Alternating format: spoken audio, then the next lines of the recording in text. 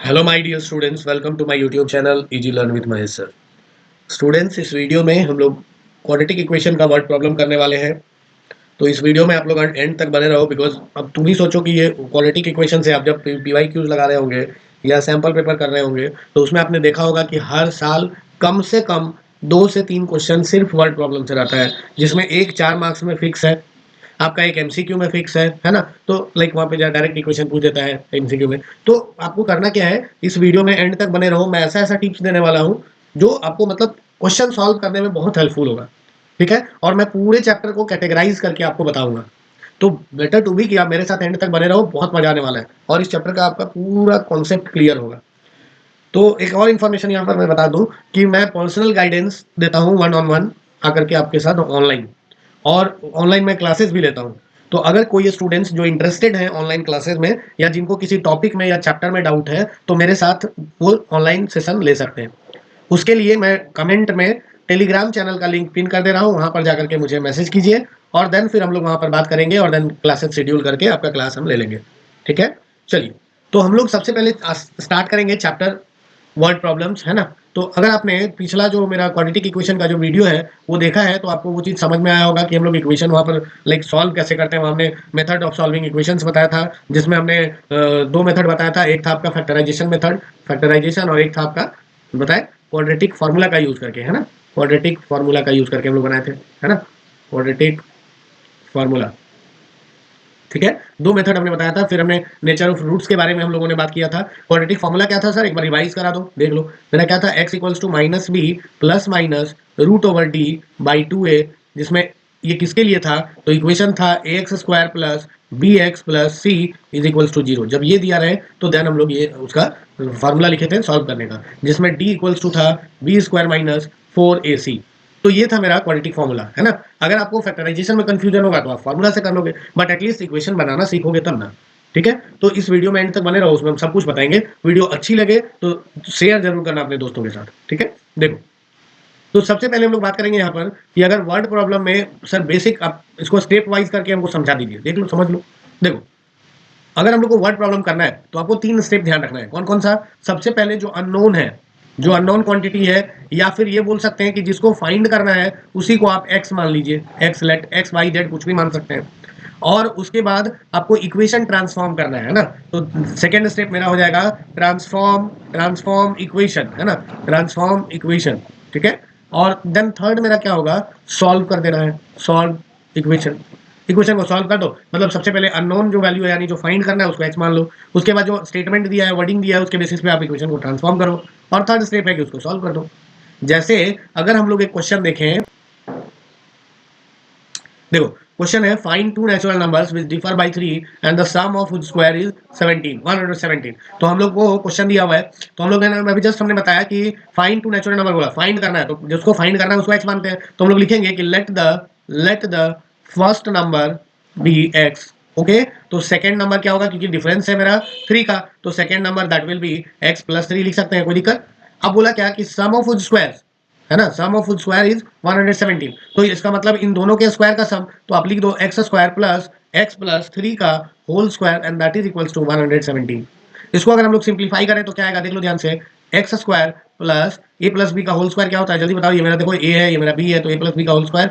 अगर आपको नहीं पता, मैं यहाँ पर लिख दे रहा हूँ, है ना, जो जो आइडेंटिटीज यूज हो सकता है, तो जिसमें आपको ध्यान रखना है a plus b whole square. Basically यहाँ पर 2 ही आइडेंटिटी यूज होगा, एक a square plus B square plus 2ab, और एक होता है a minus b whole square and that is a square plus B square minus 2ab।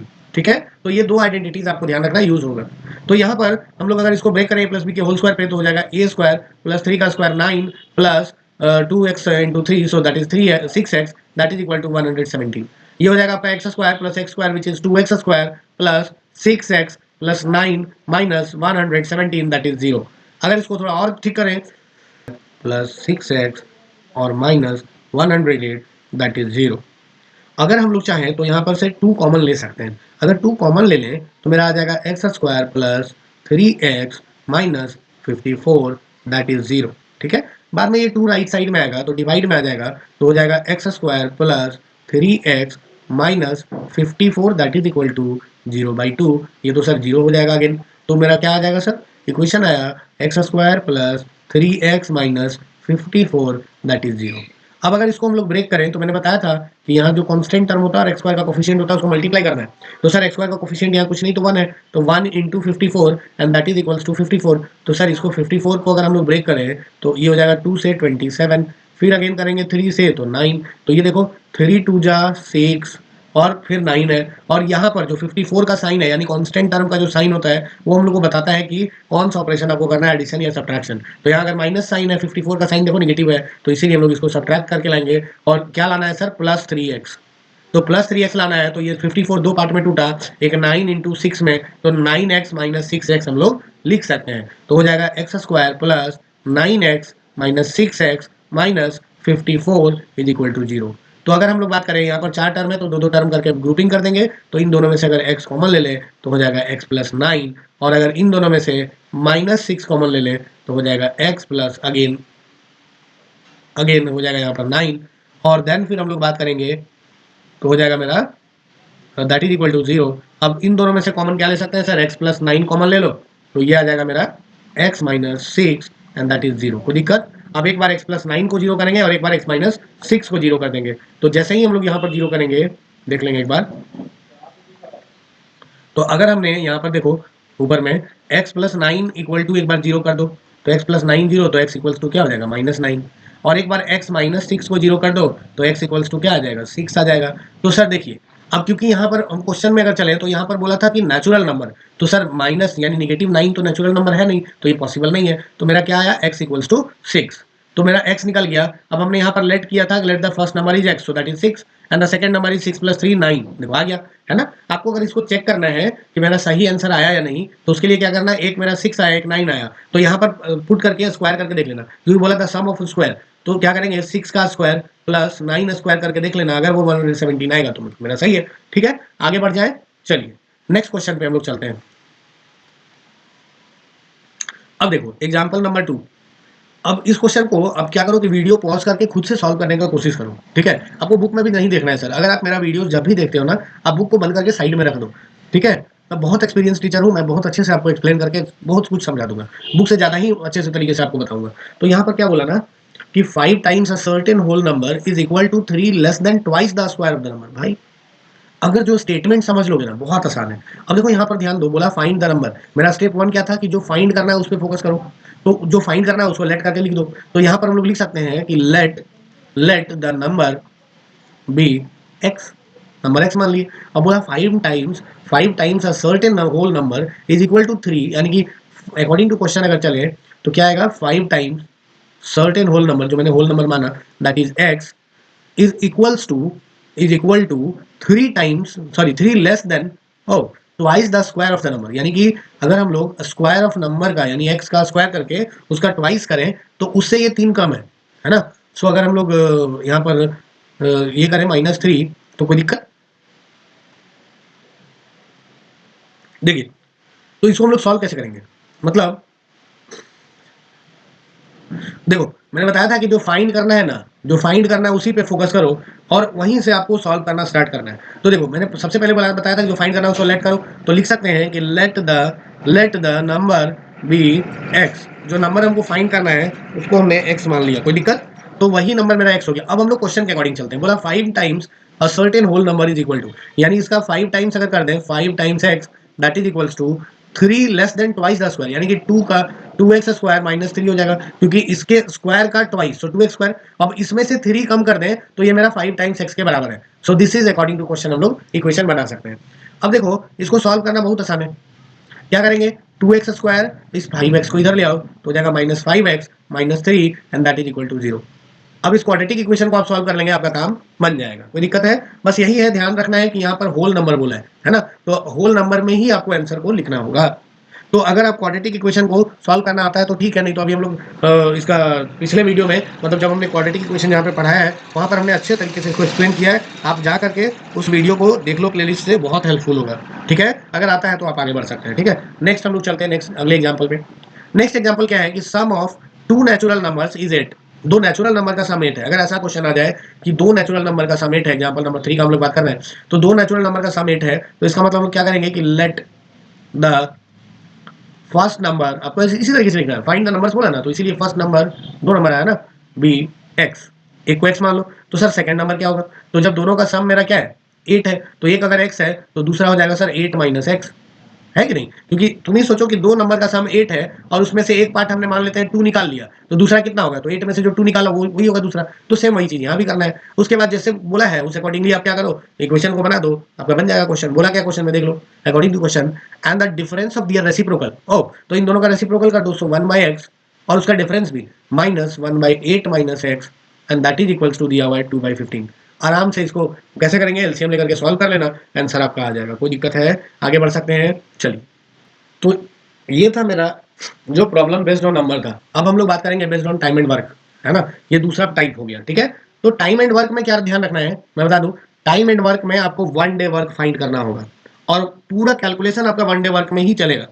तो जैसे कि हम बात करते हैं कॉमन एग्जांपल कि आपको बोला गया कि एक एक चैप्टर का नोट्स आप लिख रहे हो, मान लो 4 दिन में, 4 डेज में आप एक चैप्टर का नोट्स पूरा कंप्लीट कर रहे हो, तो सर एक दिन में कितना करोगे, ऑब्वियस सी बात है। तो यानी कि ये मेरा पूरा एक चैप्टर है, ठीक है, इसको 4 पार्ट में डिवाइड कर दो, हर दिन अगर आप इक्वली इफिशियंसी दे रहे हो तो यहाँ पर देखो एक चैप्टर का एक दिन में आप कितना करोगे, 1/4 करोगे। कैसे किए, 1/4, ये सीधा नंबर ऑफ डेज इधर डिवाइड में आ गया, यूनिटरी मेथड, तो उससे पता चल गया कि एक दिन में आप 1/4 पार्ट करोगे, कोई दिक्कत ध्यान आएगा। तो उसी तरह से 1 डे वर्क अगर जो कर लिया उसको टाइम एंड वर्क चैप्टर में कहीं कंफ्यूजन नहीं होगा, ठीक है, और जो नहीं करता है उसका सही होना ही सका होगा ही नहीं। अब देखो यहाँ पर क्वेश्चन में आते हैं, बोला कि for the same amount of work, same amount of work A takes 6 hours less than B, यानी कि ये जो है 6 घंटा कम लिया, है ना, और हमको फाइंड क्या करना है, देखो यहाँ पर हम लोग को करना क्या है,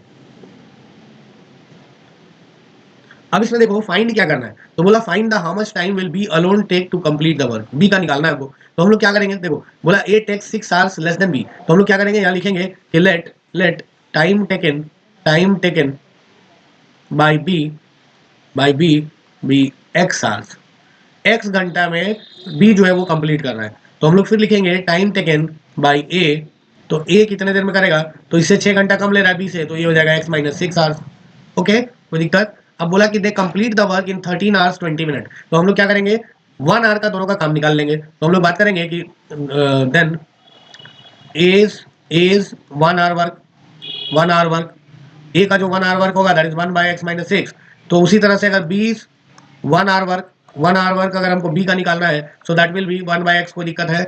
अब बोला क्या कि they if together they complete the work in 13 hours 20 minute, है ना, 13 आवर्स 20 मिनट में ये जो है अपना दोनों मिला करके काम कर रहा है। तो हम लोग क्या करेंगे सर, देखो ध्यान से कि ये दोनों जो आपका लाइक 1 आवर का वर्क हो गया, तो अगर हम बात करें ए प्लस बी, ऐसे लिखना आप लोग, ए प्लस बी टोटल टाइम, है ना, टोटल टाइम जितने देर में वो कर रहा है, so total time will B 13 hours 20 minute, 13 hours 20 minute. क्या करेंगे हम लोग, तो देखो 13 आवर्स तो ठीक है, आसान है, 20 मिनट को भी आप कर दो आवर में, तो हो जाएगा 20/60, 0 से 0, 2 1 जा 2 3 जा। अब इसको अगर करें तो 13 होल 1/3, यानी कि 40/13 3 9, 39 प्लस 1 40, सो 40/3 आवर्स टोटल। तो इसका मतलब ए प्लस बी 1 आवर अगर बात करें तो 1 आवर वर्क, तो क्या आ जाएगा 3/40 पार्ट करेगा। तो हम लोग क्या करेंगे, देखो तो ए का 1 आवर वर्क है, इतना बी का इतना है और दोनों मिल गया, तो हम लोग क्या लिखेंगे कि 1/x-6, okay, 1/x-6 plus 1/x and that is equal to 3/40। कोई दिक्कत है, अब देखिए अब क्या करेंगे, सेम वही एलसीएम लेना है और देन फिर सॉल्व कर देंगे, कोई दिक्कत, सॉल्व हो जाएगा। अगर नहीं होता है कमेंट में आप क्वेश्चन नंबर और एक्सरसाइज लिखो, मैं जरूर बताऊंगा, ठीक है, आगे बढ़े, चलिए। अब देखिए अब यहाँ पर एक्सरसाइज आ गया, ठीक है, यहाँ पर मैं कुछ क्वेश्चन मार्क कर दे रहा हूँ जो बहुत इंपॉर्टेंट है आपके एग्जाम पॉइंट ऑफ व्यू से, उसको आप जरूर से सॉल्व करेंगे, और जो थोड़ा डिफरेंट टाइप का क्वेश्चन लगेगा उसको मैं बता दूंगा। एक बात मैं यहाँ पर बता देता हूँ, उसको ध्यान रखना, जैसे आपको बोल देगा ना कंजिक्यूटिव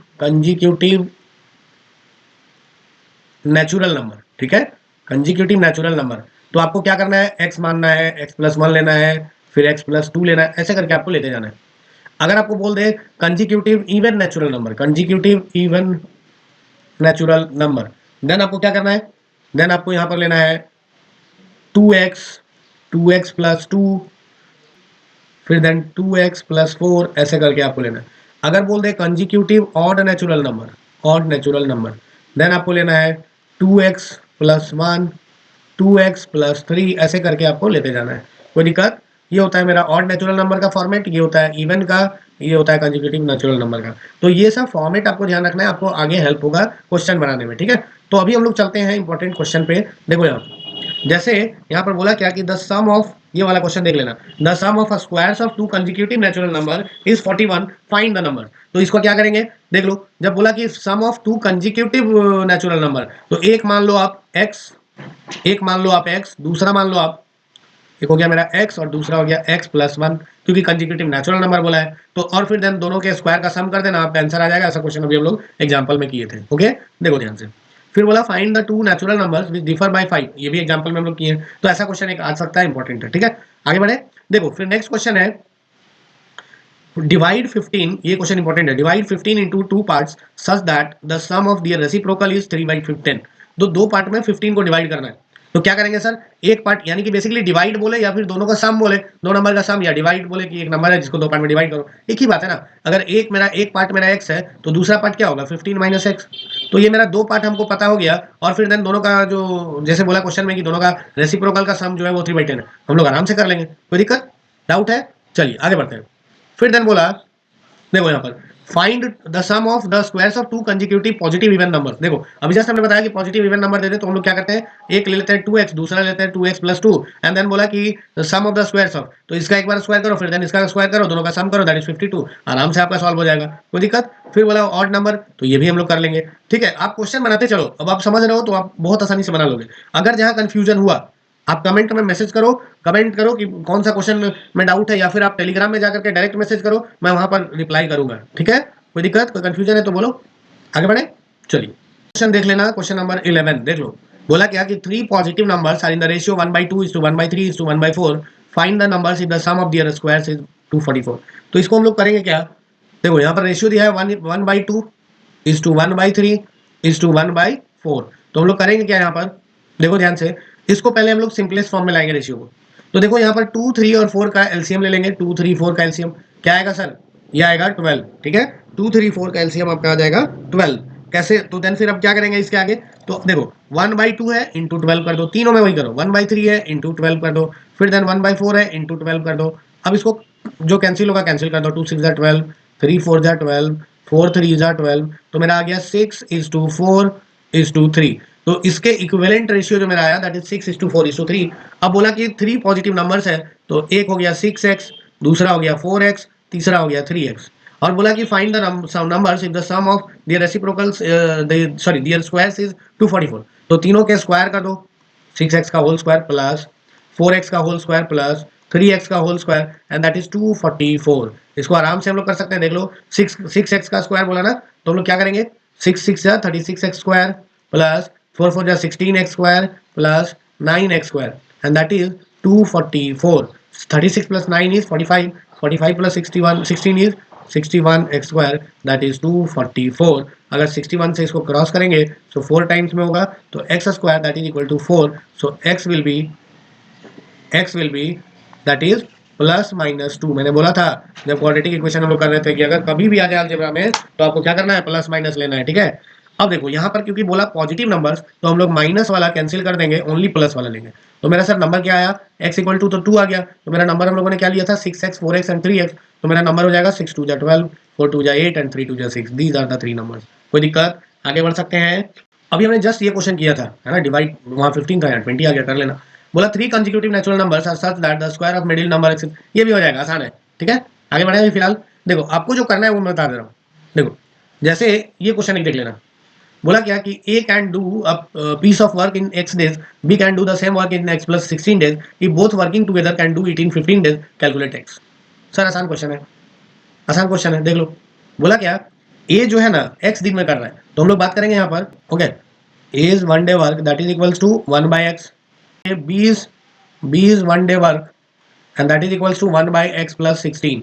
और देन फिर हम लोग को बोला है कि both working together can do it in 15 days, तो हम लोग लिखेंगे, याद करो हम लोग ऐसे भी एक एग्जांपल किए थे पहले पीछे, तो A plus B 1 day work that is 1/15, और उसके बाद इन दोनों को प्लस करके इक्वल टू ये कर दो, मेरा एक्स का वैल्यू निकल जाएगा। कोई दिक्कत है? ये आपका क्वेश्चन नंबर 15 था। आगे बढ़े, देखिए उसके बाद आप क्वेश्चन नंबर 16 कर लेना। बोला क्या कि one pipe can fill a cistern in 3 hours less than the other, यानी कि दो पाइप है, the two pipes together can fill the cistern in 6 hours 40 minutes, find the time that each pipe will take to fill the cistern. तो each pipe का पूछा, तो हम लोग क्या करते हैं 16 में, देख लो हम लोग क्या करेंगे। देखो एक पाइप को हम लोग मान लेते हैं कि एक्स आर में फिल किया, मान लेते हैं पाइप ए जो है एक्स आवर्स में फिल किया, तो सर पाइप बी क्या करेगा, 3 घंटा बोला कि 3 आवर्स लेस है, तो इसका मतलब पाइप बी क्या होगा सर, ये एक्स प्लस 3 आवर्स लगाएगा, ज़्यादा लगाएगा 3 घंटा, तो ये कम लगाएगा, है कि नहीं। देख लो ये एक्स प्लस 3 लगाया तो ये एक्स लगाया, यानी कि बी से ए में अगर देखा जाए तो 3 घंटा कम लग रहा है। तो अब बोला कि the two pipes together can fill, तो देखो ए का 1 आवर का अगर वर्क बात करें, अगेन वही सेम चीज़ है कि ए इज 1 आवर वर्क, तो ए का 1 आवर वर्क क्या होगा 1/x पार्ट। उसी तरह से अगर बात करेंगे बी इज 1 आवर वर्क, तो क्या होगा 1/x प्लस 3 पार्ट, और फिर दोनों को ऐड करेंगे, सो 1/x plus 3 and that is 1/6 hours 40 minute. तो आप यहाँ पर थोड़ा इसको ब्रेक कर लेना, पहले सॉल्व भी कर लेना। 6 आवर 40 मिनट को हम लोग क्या कर सकते हैं, जल्दी बताओ। तो 6 आर प्लस 40 को 40/60 कर देंगे, तो ये भी आर में आ जाएगा, ये और ये कैंसिल, 2 2 जा 2 3 जा, अब देखो 3 6 18 प्लस 2 सो 20/3 आर। कोई दिक्कत? तो इसको हम लोग थोड़ा ठीक करेंगे, तो ये हो जाएगा मेरा क्या आया, ये 1/20/3 यानी कि 3/20 पार्ट हो जाएगा। इसको आप सॉल्व कर लेंगे, आंसर आ जाएगा। कोई दिक्कत है? आगे बढ़ सकते हैं। अब देखो क्वेश्चन नंबर 17, ये ध्यान रखना है ना, इसको भी एक बार अटेम्प्ट ले ही लेना, ठीक है। आगे हम लोग चलते हैं। हम लोग बात कर रहे हैं problem based on geometrical figures. आपको देखो ज्योमेट्रिकल फिगर सॉल्व करने के लिए इसका कुछ कुछ फार्मूलाज हो गया, वो सब आपको आना चाहिए। जैसे कि अगर हम लोग बात करेंगे सबसे पहले पाइथागोरस थ्योरम, पाइथागोरस थ्योरम ये आपको समझ में आना चाहिए सर, तभी होगा, नहीं तो नहीं होगा। सर आता तो है, आता है तो अच्छी बात है। देखो पाइथागोरस थ्योरम में क्या है कि अगर एक राइट एंगल ट्राइंगल हो, यहाँ पर 90 डिग्री है, तो 90 डिग्री के सामने जो साइड होता है ये वाला पार्ट, यही मेरा लॉन्गेस्ट साइड होता है, दिस इज हाइपोटेन्यूज, एक्स से दिखाते हैं। और कोई एक को परपेंडिकुलर दिखा दो, दूसरे को आप बी से बेस दिखा दो, कोई दिक्कत। तो पाइथागोरस बताता है, बस यही ध्यान रखना है हाइपोटेन्यूज वाला पार्ट। पाइथागोरस थ्योरम में बताता है कि एच स्क्वायर इक्वल्स टू होता है P square plus B square. अगर कहीं ट्राइंगल से रिलेटेड जो भी क्वेश्चन पूछेगा तो आपको राइट एंगल ट्राइंगल दे करके हाइपोटेन्यूज और परपेंडिकुलर बेस में रिलेशन दे देगा, ठीक है। उसके बाद जो दूसरा बात आपको ध्यान रखना है दैट इज कि अगर रेक्टेंगल का केस आ जाए, तो रेक्टेंगल में दो बात ध्यान रखना है, एक एरिया, एरिया क्या होता है एल इंटू बी, दूसरा इसमें पूछेगा डायगोनल लेंथ, डायगोनल, तो ये भी ध्यान रखना है। तो डायगोनल लेंथ क्या होता है इसका, सेम वही चीज, अगर यहाँ से एक डायगोनल बना दिया जाए, ये डायगोनल है मेरा, और रेक्टेंगल का हम लोग जानते हैं यहाँ 90 होता है, तो अगेन यहाँ पाइथागोरस लगाएंगे तो डायगोनल लेंथ कितना आएगा, रूट ओवर, अगर ये मेरा इधर मेरा एल है, ये मेरा बी है, तो हो जाएगा L square plus B square का रूट। कोई दिक्कत? आगे बढ़ सकते हैं।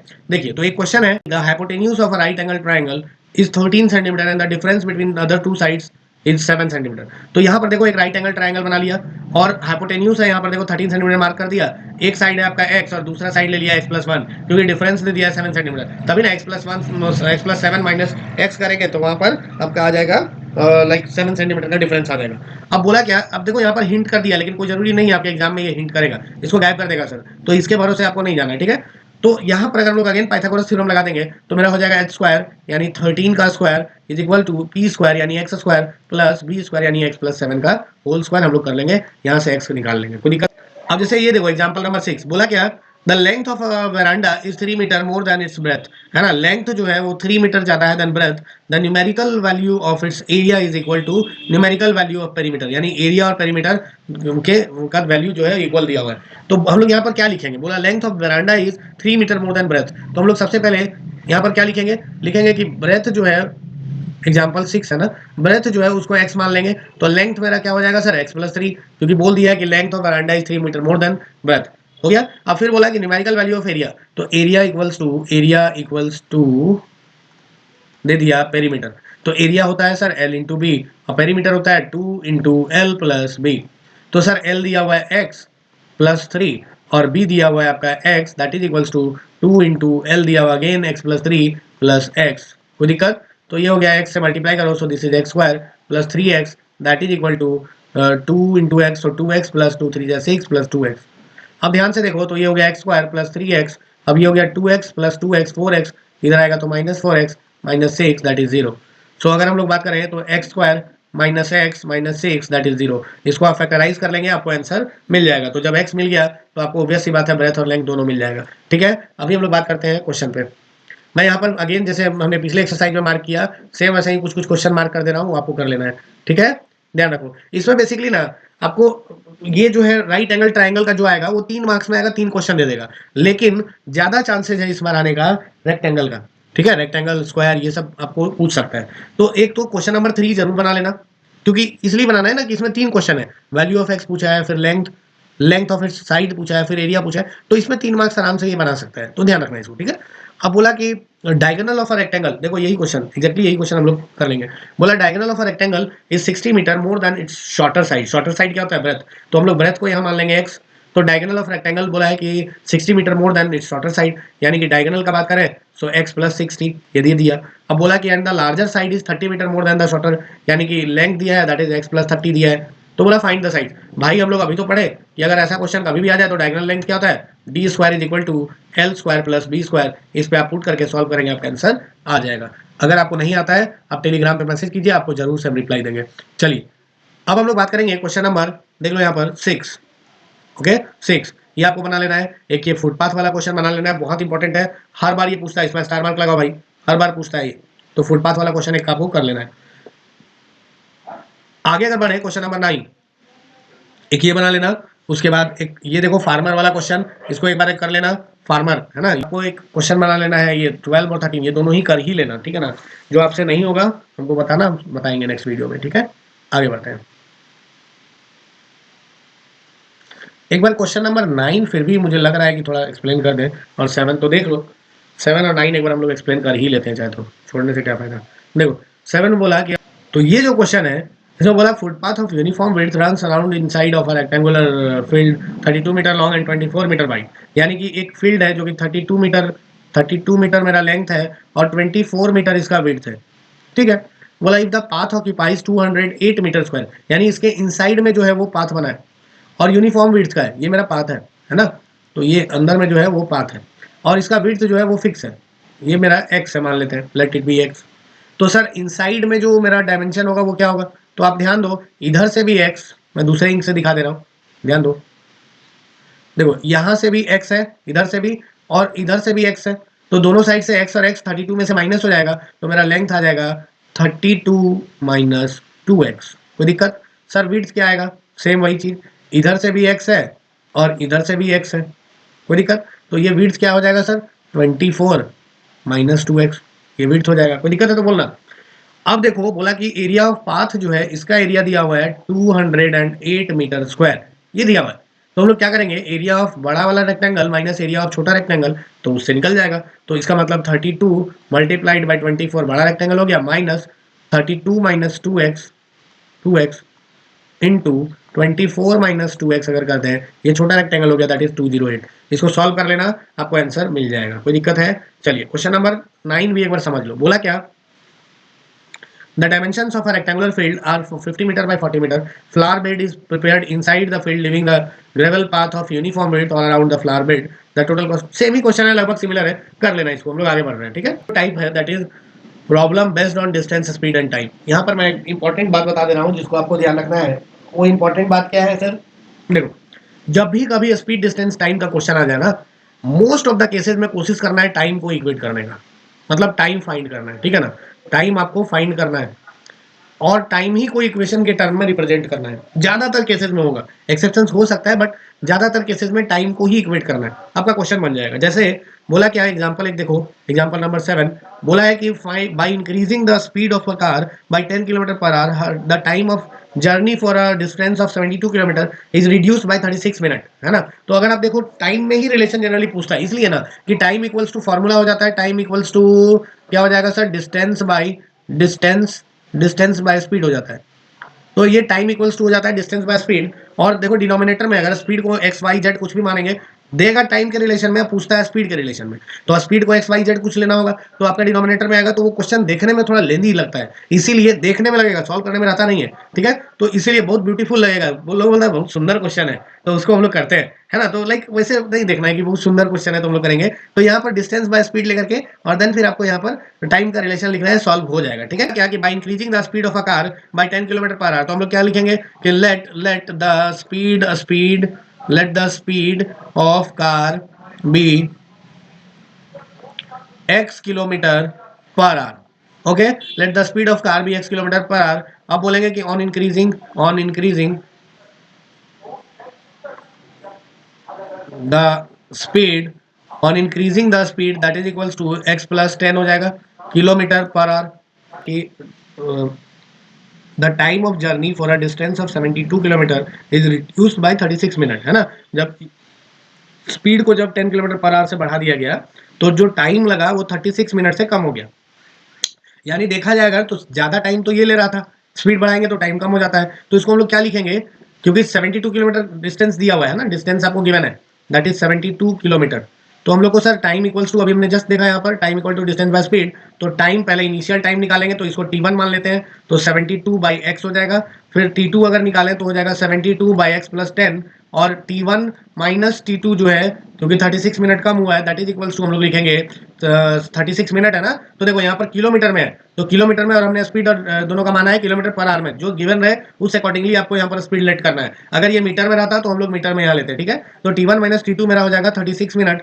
और 36 मिनट को आवर में करना है तो बाई 60 करेंगे, सो 6 6 जा 6 10 जा, फिर अगेन इसको तोड़ दो 2 3 जा 2 5 जा, तो ये मेरा आ गया t1 minus t2 and that is equals to 3/5, कोई दिक्कत, t1 मेरे को दिया हुआ है 72 बाई एक्स माइनस, और t2 दिया हुआ है 72 by X plus 10 and that is equals to 3/5, इसको आप सॉल्व कर लेंगे आराम से आपका आंसर आ जाएगा, फिर भी थोड़ा और सिंप्लीफाई कर दे रहे है ना, ताकि आपको आसानी हो जाए सॉल्व करने में। देखो अगर हम लोग यहाँ से दोनों में से 72 कॉमन ले लिया जाए, तो 72 कॉमन लेंगे तो मेरा आ जाएगा 1/x minus 1/x plus 10, okay, and that is equals to 3/5, अब 3 से 3 1 जा 3 और 72, क्योंकि यहाँ मल्टीप्लाई में तो हम लोग कैंसिल आउट कर सकते हैं, सो 3 से कट करोगे यहाँ 24 आ जाएगा, तो हो गया 1/x माइनस 1/x प्लस 10, ये 24 इधर मल्टीप्लाई में है, राइट साइड आएगा तो डिवाइड में, तो इसको लिख देंगे 1/5 मल्टीप्लाइड बाई 24, ओके, अब इसको आप सिंप्लीफाई कर लेना, x का वैल्यू आपका निकल जाएगा और वही मेरा स्पीड ऑफ कार हो जाएगा, कोई दिक्कत है, आगे बढ़ सकते हैं, चलिए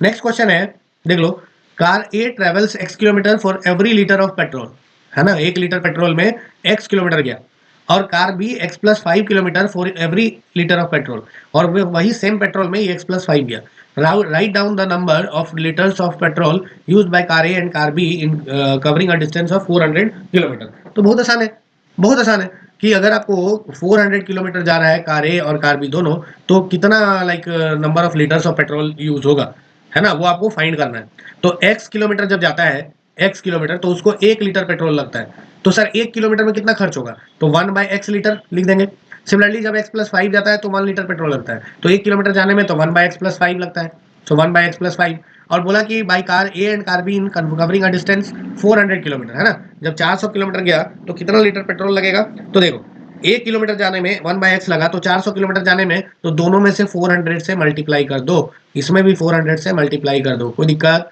अब बोला कि इफ, तो वो हो गया पूरा, आप लिख लोगे, फिर बोला कि if car A uses 4 litre of petrol more than car B in covering the 400 kilometre, write down an equation in x, तो इसमें कितना लगा, 4 लीटर पेट्रोल ज्यादा लगा, सो इस पूरे में से आप इसको माइनस कर दो, तो वही मेरा आ जाएगा 4 लीटर, कोई दिक्कत, आप आराम से इसको सॉल्व कर लोगे, आपका आंसर आ जाएगा, ठीक है, आगे हम लोग बढ़ते हैं। एक क्वेश्चन है problem on CP and SP, तो इसके लिए आपको फॉर्मूला जो सीपी एसपी इसका थोड़ा सा ध्यान रखना होगा, ठीक है, अगर आपको नहीं आता है मैं आपको टेलीग्राम चैनल पे वो फार्मूला दे दूंगा, वहां पर आप देख लेना और देन आप समझ लेना क्वेश्चन, बोला क्या, by selling an article of 24 rupees में उसको सेल किया, a trader loses as much percent as the cost price, है ना, जितना कॉस्ट प्राइस था उतना परसेंट उसको लॉस हुआ, कैलकुलेट द कॉस्ट प्राइस, तो मान लेंगे कि सीपी मेरा एक्स है, तो लॉस कितना हुआ सर, लॉस जितना सीपी है उतना ही लॉस हुआ, सो यानी कि x% ऑफ सीपी इतना लॉस हुआ, इसका मतलब हम लिख सकते हैं x% का मतलब बाय 100 इंटू एक्स, मतलब लॉस हुआ x² बाय 100 का, कोई दिक्कत, अब बोला क्या कि देन ये सेल किया कितना में, 24 रुपीज में। तो सर हम लोग जानते हैं कि जो सेलिंग प्राइस होता है वो क्या होता है, कॉस्ट प्राइस माइनस लॉस। तो कॉस्ट प्राइस है मेरा X minus X square by 100 and that is equals to 24 हो जाएगा। इसको आप सॉल्व कर लेंगे, आपका आंसर आ जाएगा। ठीक है, देखो इस एक्सरसाइज में भी कुछ इंपॉर्टेंट क्वेश्चन हम मार्क कर देंगे जिसको आपको ध्यान रखना है। ओके, देख लो, जैसे क्वेश्चन नंबर 1 ही सबसे पहले देख लो, यही इंपॉर्टेंट है। ठीक है ना, उसके बाद आ जाओ आप इधर 3 में, बहुत ज़्यादा इंपॉर्टेंट है। क्वेश्चन नंबर आ जाओ 4, क्योंकि जो भी स्पीड डिस्टेंस टाइम का जो कार वाला प्रॉब्लम है ना, ये बहुत ज़्यादा इंपॉर्टेंट होता है, ध्यान रखना। ठीक है, उसके बाद आप आ जाइए यहाँ पर 7, ये कर लेना, इंपॉर्टेंट है। इसके बाद आप आ जाइए क्वेश्चन नंबर 9 और 10। ठीक है, अब देखो कुछ मिसलेनियस प्रॉब्लम है। आई ये जो एग्जांपल है ना, क्वेश्चन एग्जांपल नंबर 10 बहुत ही ज्यादा इंपॉर्टेंट है। इस एग्जांपल को समझना, ऐसा क्वेश्चन एक फिक्स है।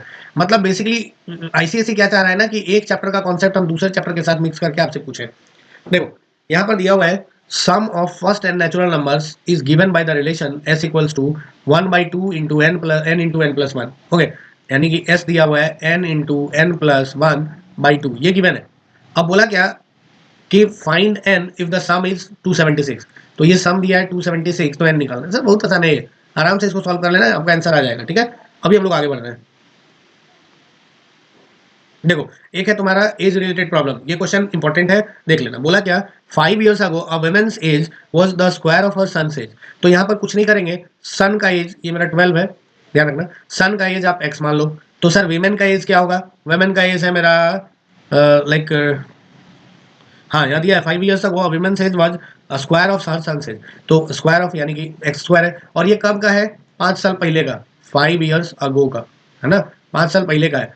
अब बोला क्या कि 10 years hence, 10 साल बाद। तो पहले तो प्रेजेंट एज का बात करेंगे। तो प्रेजेंट अगर हम लोग देखें, प्रेजेंट एज क्या होगा, सन का हो जाएगा x+5 और विमेन का हो जाएगा मेरा x² + 5। ठीक है, फिर बोला आफ्टर 10 years, तो आफ्टर 10 years देख लेते हैं हम लोग। आफ्टर 10 years, 10 साल, तो क्या होगा, सन का हो जाएगा x+10 यानी 10+5 विच इज 15। ओके, तो x+15, और इसका विमेन का हो जाएगा x² + 15। कोई दिक्कत, क्योंकि 10 years बढ़ाना है। और देन फिर बोला कि the 10 years hence her age will be twice that of her son's age।